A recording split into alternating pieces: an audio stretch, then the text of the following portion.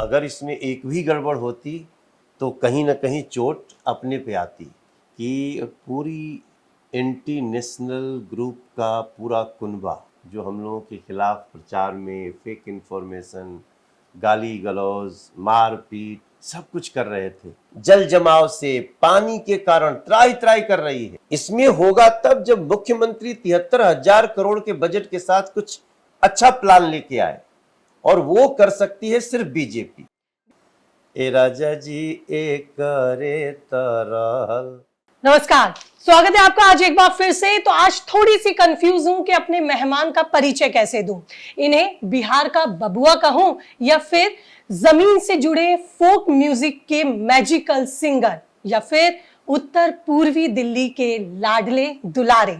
जी हाँ, मेरे साथ है आज मनोज तिवारी। स्वागत है मनोज जी, बहुत बहुत आपका। बहुत शानदार जीत दर्ज की आपने। ये कहूं, एक साइड आप थे और सामने शायद कन्हैया के साथ राहुल गांधी, केजरीवाल सब आपके खिलाफ मैदान में डटे हुए थे, और इनसे मुकाबला करते हुए एक रिकॉर्ड जीत। कैसे देखते हैं इस जीत को?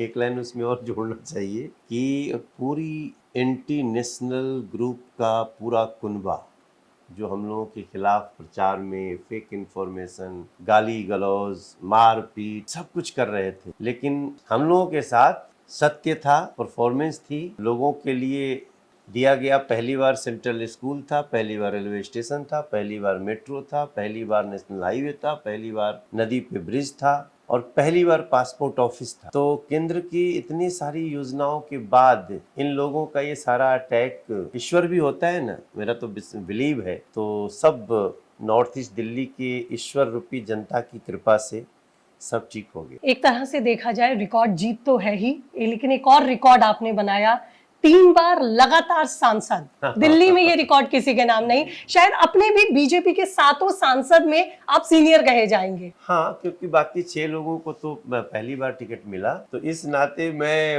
ये रिकॉर्ड तो हो ही गया कि मतलब मानते हैं जिम्मेदारी बढ़ गई है। क्या प्राथमिकताएं अब इस जीत के बाद अपने संसदीय क्षेत्र के लिए देखते हैं?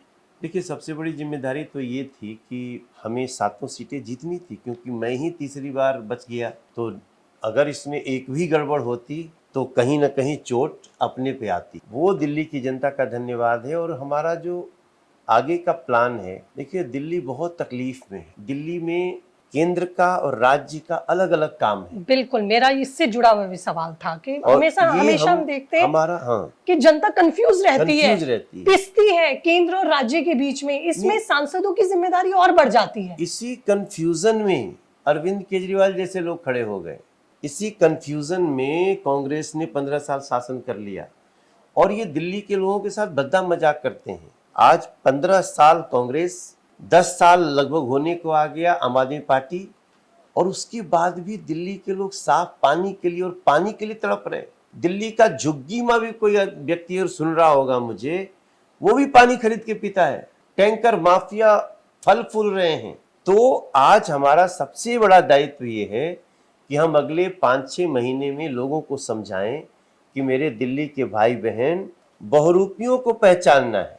केंद्र का काम है मेट्रो लाना, केंद्र का काम है सेंट्रल स्कूल बनाना, नेशनल हाईवे बनाना, प्रगति मैदान का टनल बनाना, द्वारका एक्सप्रेस बनाना, ईस्टर्न वेस्टर्न पेरीफेरी बनाना, घर घर पाइप से गैस लाइन बन देना, ये सब कुछ। लेकिन साफ पानी, जल जमाव से मुक्ति, और वो बुजुर्गों का पेंशन, नया राशन कार्ड, ये सब राशन देना मोदी जी का काम है। तो अब हम सब लोगों को समझा रहे हैं कि भैया, जो राज्य सरकार का काम था उसने नहीं किया, और दोष भी मोदी जी पे जड़ दिया। इसलिए तो क्या मानते हैं मनोज जी, जो मखौटा था एक तरह से, वो जनता ने पहचाना? मैं कल गोपाल राय को भी सुन रही थी।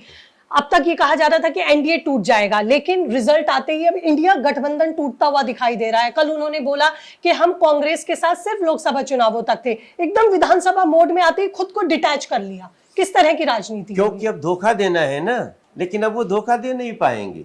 ये धोखा तो चुनाव में भी था। अब सबसे बड़ी बात है कि गोपाल राय जी बताएं, आम आदमी पार्टी बताए, फिर गोपाल राय जी क्या बताएंगे? उनको तो, वो तो एक विधायक है, मंत्री हैं, उनकी अपने विधानसभा में भी नहीं चल सकती जो करना चाहे कुछ बड़ा काम। आज बाबरपुर की जनता जल जमाव से, पानी के कारण त्राही त्राही कर रही है। इसमें होगा तब जब मुख्यमंत्री 73,000 करोड़ के बजट के साथ कुछ अच्छा प्लान लेके आए, और वो कर सकती है सिर्फ बीजेपी।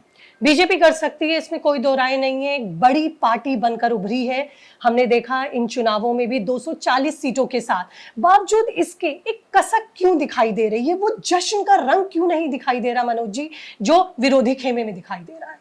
देखिए, जब आप हमेशा अच्छे मार्क्स लाते हैं और अचानक आपका डिवीजन तो फर्स्ट आया, लेकिन आपका जो आप सोचे थे कि इस बार हमें 98% लाना है, वो रह गया 70%। तो ऐसे विद्यार्थी को दुख होता है, वही दुख हम लोगों को है।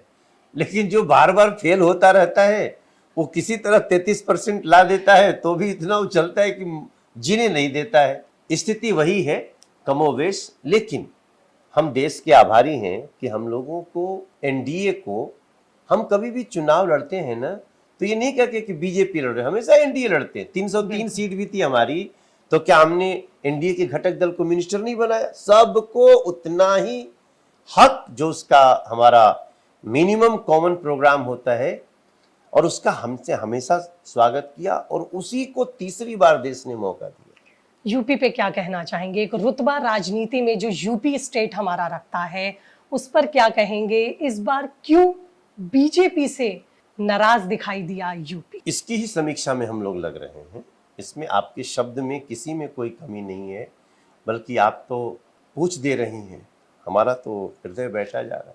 हम अयोध्या ने जो किया, बुरी तरह से ट्रॉल हो रही है अयोध्या। इतना काम अयोध्या के लिए किया गया, बावजूद इसके बीजेपी को नकार दिया। क्या फैक्टर मानते हैं मनोज जी इसके पीछे? अब अभी हम उस पर कुछ बोलना नहीं चाहते हैं। हम उसमें अपने जमीन की क्या वो बात हो गई, क्या चूक हो गई, कहाँ से, उसकी समीक्षा में हम लगे। चलिए, एक बात दोबारा से उल्लास की तरफ लौटती हूँ। प्रधानमंत्री तीसरी बार, यानी कि जवाहरलाल नेहरू के बाद वो पहले ऐसे शख्स होंगे जो तीसरी बार प्रधानमंत्री बनने जा रहे हैं, शपथ लेंगे जल्द। किस तरह से अपनी शुभकामनाएं अपने शब्दों में, अपने तरीके से और अपने अंदाज में किस तरीके से मनोज तिवारी उन्हें देंगे? नहीं, अब तो मोदी जी नेहरू जी से बहुत आगे चले गए, क्योंकि नेहरू जी जब थे ना, तब एक ही पार्टी थी, कांग्रेस कांग्रेस कांग्रेस। भाई उस समय तो जनसंघ बना भी बच्चा था, एक दो लोग उसी किसी तरह उसको पौधे लगाए। लेकिन मोदी जी जब तीसरी बार बने तो इस देश में 70 से ज्यादा पार्टियां हैं, और सब अपने पूरे दमखम से रोकने को लगी थी। देश की जनता को नमन है। नरेंद्र मोदी जी ने अद्भुत विश्वास प्राप्त किया है देश का, और मैं तो बस यही कहूँगा ना कि वो कहते हैं कि ललना ये करे तो रहल है जरूरत, मुहूर्त बड़ी सुंदर थोड़ा सा हो। गा देंगे? ये बड़ा प्यारा है। वो कहते हैं ना कि अरे कितनी मनोहर सुंदर मूरत, सुहावन सुंदर सूरत हो, ए राजा जी ए करे तरहल हा जरूरत, मुहूर्त मंगल मूरत हो। बहुत सुंदर, बहुत ये सुंदर। मंगल मूरत, ये भारत की मूरत सजाना है, छोटी छोटी गलतियों को कारण बता के आगे जाना है। ड्रेस कोड सेट कर लिया? प्रधानमंत्री शपथ लेने जा रहे हैं। हाँ, मुझे नहीं पता, वो जो पहन ले वही ट्रेंड हो जाएगा। बहुत सुंदर। अच्छा, बहुत बहुत शुक्रिया मनोज जी हमसे बात करने के लिए। तो ये थे मनोज तिवारी, दिल्ली की उत्तरी पूर्वी सीट से एक बार फिर सांसद बन के लोकसभा में पहुंचे हैं, रिकॉर्ड कायम किया है। किस तरह की प्राथमिकताएं अब जीतने के बाद अपने क्षेत्र की हैं, ये उन्होंने साफ किया। फिलहाल जुड़े रहिएगा मेरे साथ, तमाम इसी तरह के बड़े गेस्ट और उनकी बातें आपके लिए लेकर आऊंगी। और इसी तरह की बातचीत को अगर आप पसंद करते हैं तो फॉलो कीजिए, चैनल को सब्सक्राइब कीजिए। फिलहाल दीजिए इजाजत, नमस्कार।